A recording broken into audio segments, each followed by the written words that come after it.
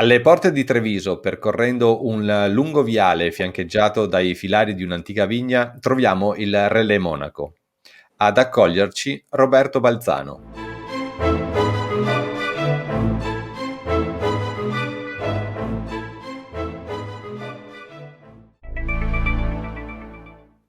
Grazie Alessandro, buonasera a tutti.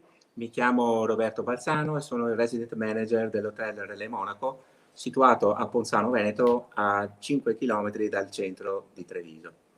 La proprietà risale all'Ottocento, è una villa veneziana, antica villa veneta, del conte Persico Guarneri. La struttura offre ampi spazi attrezzati per meeting e congressi.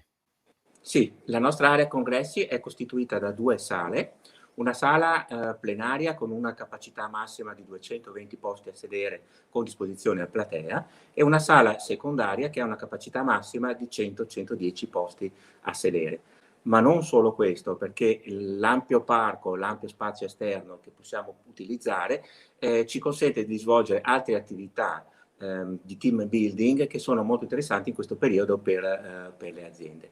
Questo si riallaccia anche a quell'altro settore molto sviluppato del nostro core business, che è la parte dedicata alla banchettistica.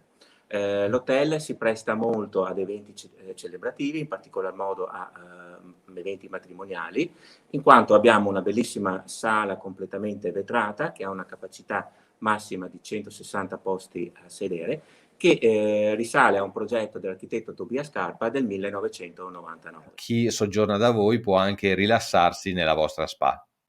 Certo Alessandro, abbiamo anche questa plusvalenza, questa bellissima spa che è stata realizzata 4 anni fa, è un progetto molto impegnativo, un'area di 700 metri quadrati, quindi estremamente grande, super accessoriata, super attrezzata, che è disponibile e usufruibile non solo agli ospiti interni dell'albergo, ma anche al pubblico esterno. Quindi se volete organizzare un evento, una cerimonia o semplicemente passare una giornata nella spa, potete rivolgervi al Relais Monaco.